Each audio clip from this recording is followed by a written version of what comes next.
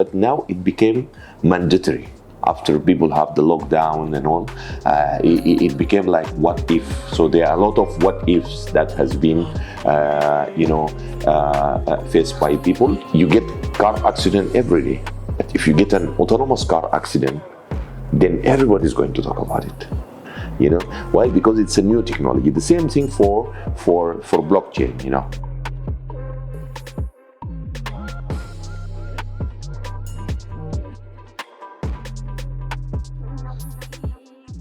Great. We have been in mobility and transport technology for the last 10 years. And then we have figured out that we are aggregating and distributing a lot of data. So we were always trying into better ways to monetize this data and to make sense of what is the value of this data.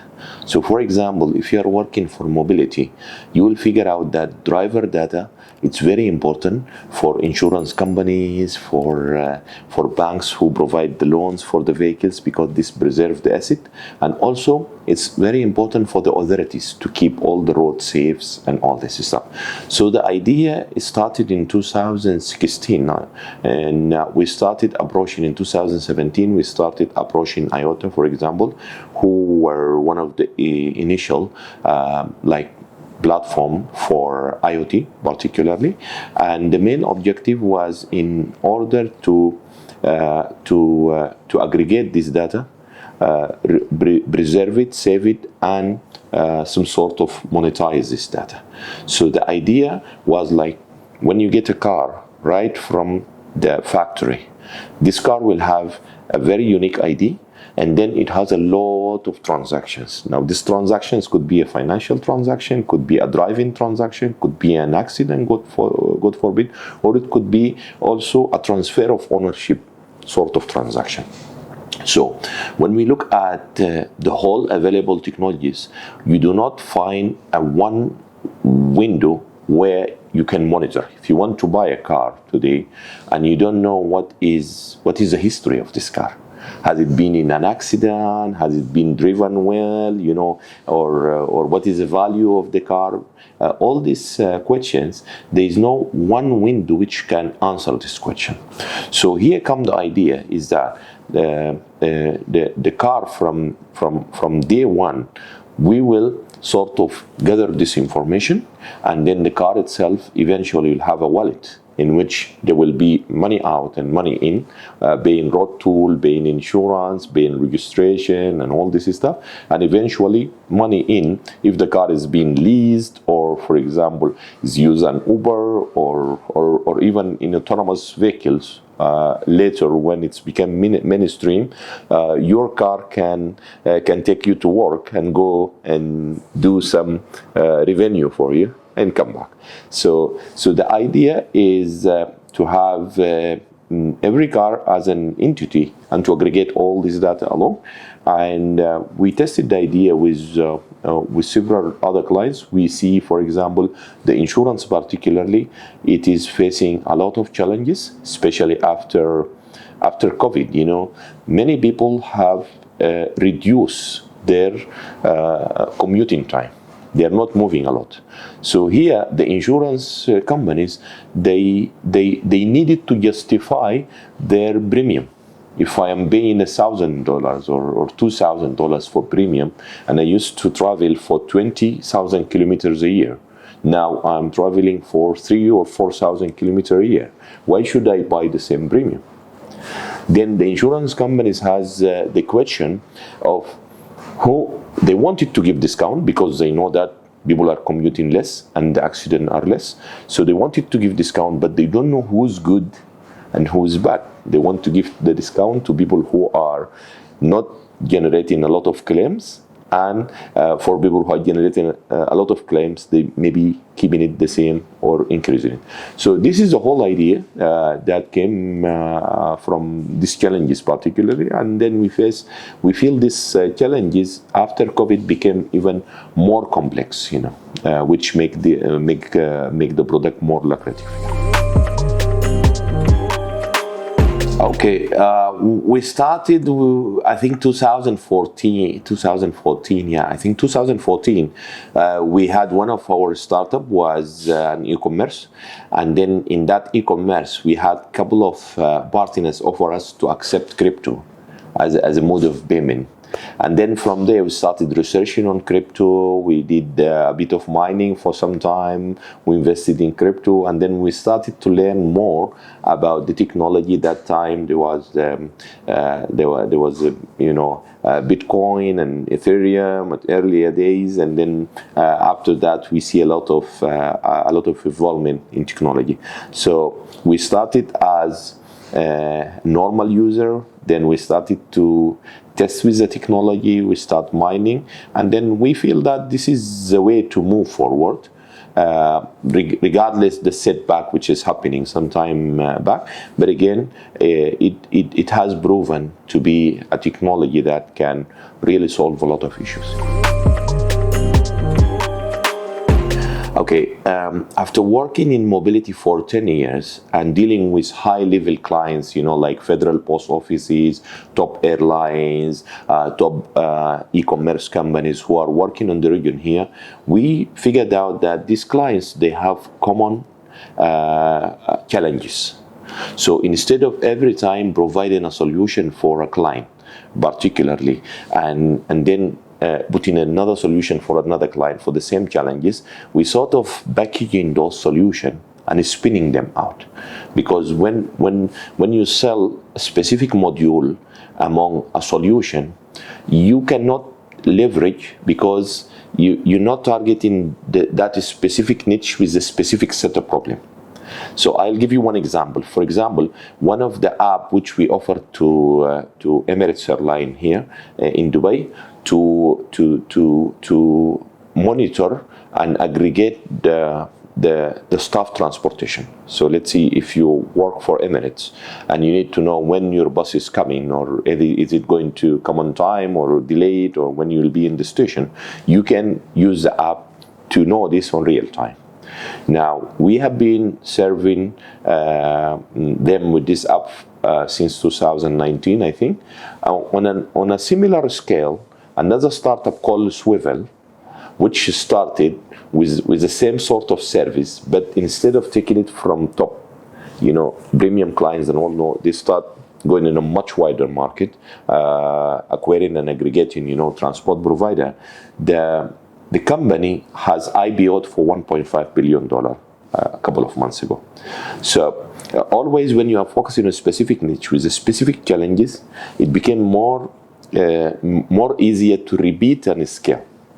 So from there, the idea of the venture studio came, and then based on that, we are planning to launch within the next 48 months. We're planning to launch 30 ventures in mobility, logistic, and Q-commerce and adjacent technology. And we feel the time is very right now, because the consumer behavior after the pandemic has changed a lot. So before, there was a lot of nice to have features, stuff like, ordering grocery online or whatever. It was a nice to have, but now it became mandatory. After people have the lockdown and all, it became like, what if? So there are a lot of what ifs that has been, faced by people during the pandemic, which changed their consumer behavior. They became more open to new stuff. So I believe that the innovation, which was supposed to happen in 10 years, has been accelerated in a very short time, and still we will see a lot to come. So from there, we have figured out that in order to take a good position in the market, instead of running one venture or two ventures at a time, no, we have already figured a lot of challenges. We MVP'd many of them. Our deal warehouse has many ventures right now. Some of them has been spinned out, and some of them they're ready to spin out. So basically, we invest in these ventures. We get CEOs or co-founders to take it ahead. We give the whole support, corporate, legal, finance, and leverage on our network of high-profile clients to test those new startups and give them a launch pad toward the market. So this is the whole idea. Okay, now all this emerging technology like AI, blockchain, and others, it's pretty horizontal, sort of enablers. So if you take it on any vertical, it works a lot because it's an enablement technology. You're doing something the conventional way, centralized way. Now you're doing it decentralized. For example, the older days of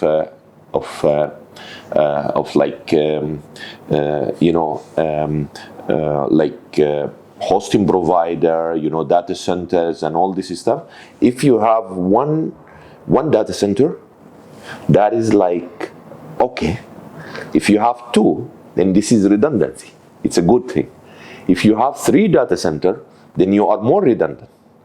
But if your system is distributed on millions of nodes in terms of the blockchain, then you are even much better because the point of failures are becoming less, and the probability of having an attack that can turn everything down, like what happened in the social media a week ago, that would not be possible. Because end of the day, if you have a major part of the network down, the other part can take care. So we do believe in the technology as an enabler. I've been in technology for about 25 years. We have gone through different phases in emerging technologies, but right now it requires a lot of validation. We have a bit of regulation, and then segregating the good behavior to enhance it and the bad behavior to eliminate it. For example, you get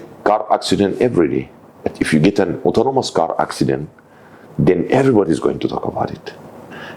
Why? Because it's a new technology. The same thing for blockchain, or crypto.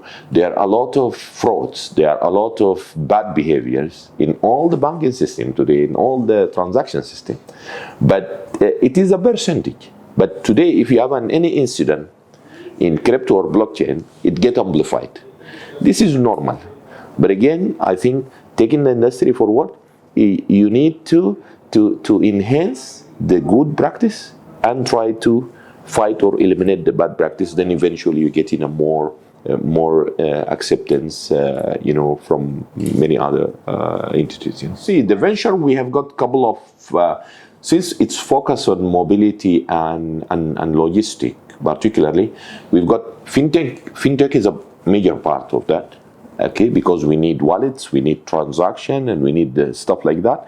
So within that, okay, comes the crypto part. But the direct investment, as in crypto projects, we have not have the deal flow till today. And as you know, there were many ICOs and stuff like that happening back in 2017, 2018. Many of them, they have succeeded a lot, and most they have failed. I think it's still the industry. It's emerging. We are open to look at anything good, that's matched within our investment thesis. We are open. Okay. We looked at several of them back, as I tell you, in 2017, 2018. And the basic thing was the white paper and some of the promise and an initial platform that has been developed. So the main thing, when we look at startup, we look at traction, we look at founders, profile, we look at the team and the industry and all this stuff. Unfortunately, for most of the ICOs by that time, they did not have the standard startup, sort of metrics. So the investment decision could be based on, relation with the founders, or the trust on the founders, or again, a bit of, if you are technically sophisticated, you could look at what we are trying to do and predict, whether this could really fit in terms of, performance, in terms of scalability and all. I think these are the major factors. But again, I think standardizing crypto projects to be investable, there is big room of improvement into there, and there's big room of improvement. See, again, I say after the pandemic, the consumer behavior has changed a lot. Digital transactions are going to boom like nothing, because right now, I used to teach innovation in some of the funds, accelerator and incubators. And then when you try to do ideation and bring up some of the new ideas, always you have to eliminate the status quo. So we tell them, okay, what is the most important thing in your life today? Somebody will say cash, somebody will say car, somebody will say, travel, whatever. So we tell him, if you wake up tomorrow and you find no cash, what will happen? Then a set of challenges will come. When you bring a venture that sort out some of these challenges, the reliance on cash become less important, much less important, because you've disrupted it. People have tested the other way. So their reliance on the status quo become less. That's why, for example, we used to do few online like shopping before the pandemic. Right now, our grocery, everything, we order it online. So it's become very common for any household to have a visitor to daily through online shopping. So eventually, you have online shopping, you have more digital transaction. You would need a faster and safer way into getting this digital transaction. You need loyalty. You need to transfer asset faster and all this. And I feel that blockchain and crypto could play a major role in that. If the forecast was to acquire this much market share in 10 years, it could be happening in 3 years. So this is my expectation, I think, 2022 and beyond, yeah.